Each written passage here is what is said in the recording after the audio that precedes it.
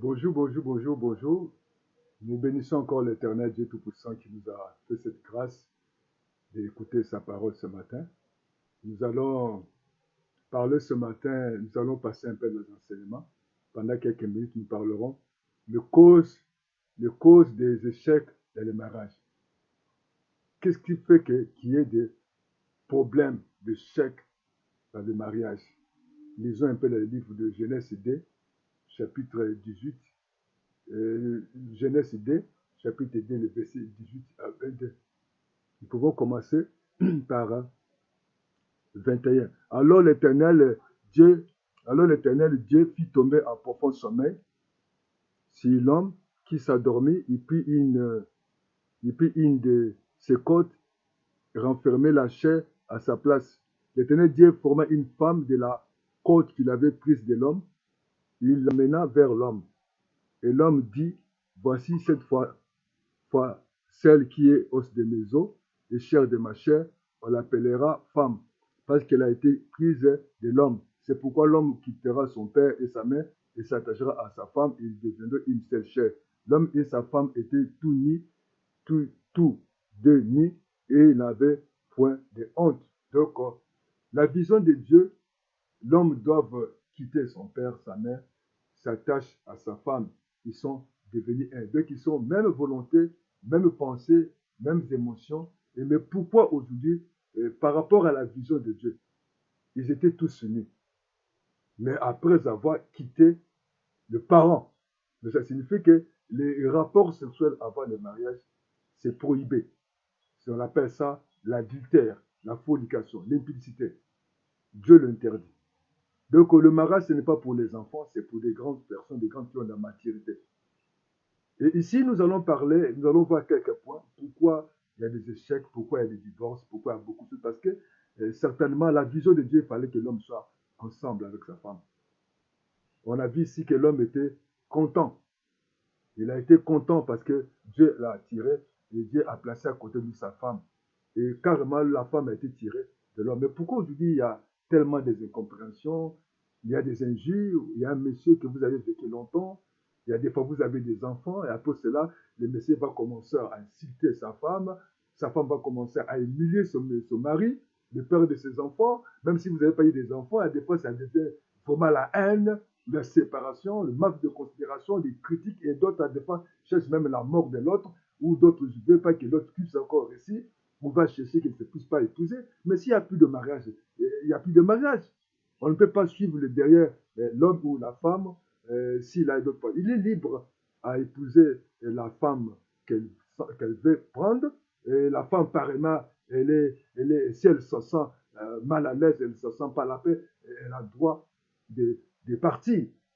Si la parole de Dieu n'est pas respectée. Mais nous allons voir que certaines choses qui amènent que l'homme se sépare, qui amènent des problèmes dans les foyers, et pourquoi pas énumérer ces choses dans la vision de Dieu. L'homme était content d'avoir la femme créée.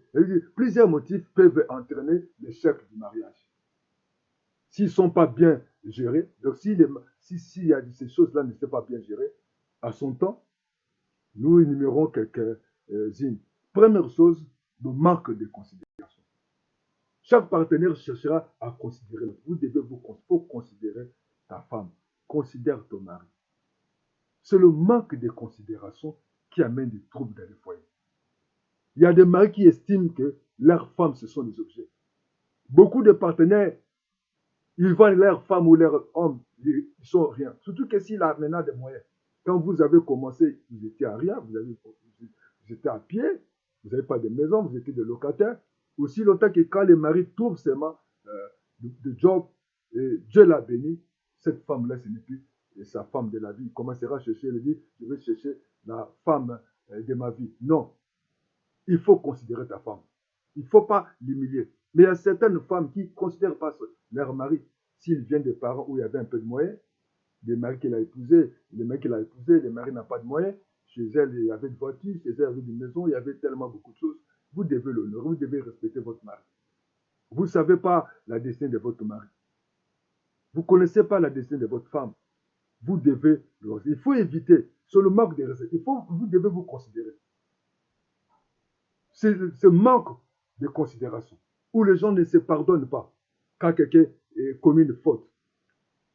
Et c'est là qui amène des problèmes, on ne le considère pas. Moindre erreur, on le considère, tu ne sais pas préparer. Et vous vous rappelez la cousine de votre parent, de votre maman, de tes soeurs. Tu n'as pas épousé ta soeur. Et toi, la femme, tu vas considérer ton mari, même si aujourd'hui, il n'a pas de biens comme tes parents. L'amour, c'est le cœur, ce n'est pas le matériel. Et je vous invite, si tu cherches un mari pour le matériel, je te donne conseil de ne pas le faire. Parce que le matériel peut changer. On n'épouse pas le matériel, mais on épouse le cœur. On épouse la vision, on épouse Dieu, on épouse la volonté de Dieu, c'est le cœur. Et Dieu, chaque fois, quand il cherchait un serviteur de Dieu, il ne cherchait pas de voir le bien de cet homme. Il cherchait son cœur. Est-ce que si cet homme-là t'aime, le matériel peut venir, les matériels sont des bénédictions et que Dieu peut vous donner. Deuxième chose, nous voyons qui peut amener l'échec dans un couple ou dans le mariage, l'absence de la reconnaissance du droit de l'autre. Et je veux vous dire, il y a plusieurs domaines. L'homme a des droits, mais a des devoirs. La femme a des droits, a des devoirs. C'est ce comportement qui se manifeste dans beaucoup de domaines. Il faut que tu le saches aujourd'hui, mon cher frère. Tu as des droits, mais tu as des devoirs. Ma soeur, quand tu acceptes un homme, tu as des droits, mais tu as encore des devoirs. Première chose, dans les domaines, parce que c'est là qui tue beaucoup, qui amène beaucoup de troubles dans les mariages, qui amène des faits et des problèmes. Premièrement, dans le domaine des rapports sexuels. Qu'est-ce que la Bible dit? Nous allons lire 1 Corinthiens 7, 3 à 5. Qu'est-ce que la Bible dit dans le domaine des rapports sexuels? Parce que c'est tellement important. Si nous ne les maîtrisons pas, il n'y aura que des problèmes. Nous devons comprendre quelle est la vision de Dieu pour les problèmes des rapports sexuels. Parce que si nous ne les lisons pas, si nous ne les comprenons pas, la vision de Dieu pour le rapport sexuel, nous allons avoir que des problèmes. Qu'est-ce que la Bible dit? Dans le livre de 1 Corinthiens 7, 3, il dit ceci, je lis la parole de Dieu. Si donc, du vivant de son mari, et devient la femme de l'autre homme, et sera appelée adultère. Mais si le mari meurt, il est affranchi de la loi, de sorte qu'elle n'est point adultère en devenant la femme de l'autre. De même, mes frères, aussi vous avez été par le corps du Christ mis à mort en ce qui concerne les lois, pour que vous apparteniez à un autre, à celui qui est ressuscité des morts. Donc ça signifie que nous devons comprendre, habiter ensemble permet aux deux partenaires de se connaître. La connaissance mutuellement par l'intimité. La Bible dit que l'homme quittera son père, il s'attachera sa femme et deviendra une seule chair. Ou la cause physiologique amène des fluidités dans les mariages, les relations entre l'homme et la femme. La Bible dit que l'homme quittera son père, il s'assera avec sa femme, il devient une seule chair. Et vous ne devez pas vous séparer. La Bible dit que c'est la prière qui peut vous séparer. Mais lorsque vous n'êtes pas en prière, et puis comment d'accord, vous allez dire à l'autre que chérie, j'ai besoin de toi. Et si il va prier, il faut négocier. Mais sans cela, chacun est à son côté. Il faut négocier. Il y a des fois la bagarre. Il y a des fois c'est comme la viol. Mais non, c'est par là qui amène beaucoup de problèmes. Parlez-vous à cause de ces choses. C'est beau dans les mariages. En dehors du mariage, c'est l'adultère, c'est la fornication, c'est l'impudicité. Et Dieu jugera ceux qui tombent dans l'adultère, dans la fornication. Ils n'hériteront pas le royaume des cieux. Attendez-vous, collaborez-vous, parlez ensemble. Hors du mariage, c'est le péché. Il a dit l'homme quittera son père et sa mère. Il s'attachera avec sa femme. C'est l'infidélité qui met des problèmes dans le foyer. Quand l'homme est infidèle, quand la femme est infidèle, ça met des problèmes. Je vous invite à vous asseoir, à vous attendre, de parler ensemble par rapport à votre rapport sexuel. Ne devez pas avoir la honte. Partagez avec ta femme. Et certainement, il y a beaucoup de gens qui n'ont pas réussi les femmes ont des relations sexuelles, ils pensent à d'autres partenaires. C'est un péché de penser à d'autres partenaires. Précisons aussi la réussite de la relation sexuelle au sein du couple. Commence au niveau d'attitude morale. Votre comportement, vous devez commencer le rapport sexuel d'abord par de parler. Il faut collaborer psychologiquement. Entretenez-vous. Parlez-vous ensemble. C'est important. Mais lorsque vous ne vous parlez pas, lorsque vous ne vous entretenez pas, lorsque vous n'avez pas de relations ensemble, ça va vous séparer. Il y aura des divisions, il y aura des querelles. Ayez cet amour, ayez cet esprit d'amour, de parler ensemble avec ta femme, avec ton mari, le matin. Partagez-vous, entretenez-vous. Ça serait important que Dieu vous fasse grâce. Ainsi, il faut savoir que gérer les rapports sociaux pour qu'il y ait l'équilibre dans le couple. Deuxième chose, dans les domaines financiers. Dans les domaines financiers, la Bible dit dans le livre de Genèse, idée 24, la transparence est très importante. La femme qui connaît le salaire de son mari saura gérer leur maison, et contrôlera ses dépenses par rapport à ce que gagnait son mari. Il n'est de même du mari qui connaît le taux du salaire, qui connaît un peu le taux du salaire de son épouse, l'évolution de son capital ou la transparence ensemble. Il y a beaucoup d'hommes qui ne connaissent pas le salaire de leur femme. Je vous invite à vous asseoir, à partager ensemble, à dire ceci, mon mari, moi je gagne cet argent, je gagne comme ça, je gagne comme ça. C'est important afin que vous puissiez partager ensemble. Et lorsque vous ne connaissez pas le salaire de l'autre, ça sera difficile afin que vous puissiez être ensemble. J'invite la mari aujourd'hui à parler sévère, à parler avec amour. Et je vais parler à la femme. Je sais que je vous ai dit au départ, chacun de vous a sa mission, chacun de vous a un droit. La femme a un droit, mais elle a des devoirs. L'homme qui a un droit, tu as des devoirs. Et vous devez montrer. Parce que lorsqu'il n'y a pas de transparence dans les domaines financiers, il y aura des soupçons. L'autre partenaire va commencer à avoir des choses. Ce n'est pas normal que vous attendez des fois. L'autre a fait ceci, la femme a construit la maison, la femme a acheté une parcelle, la femme a fait ceci. Le mari n'est pas au courant. Pareillement, puis la femme ou le monsieur, il peut arriver à faire des choses où la femme n'est pas au courant. Troisième chose dans le domaine matériel.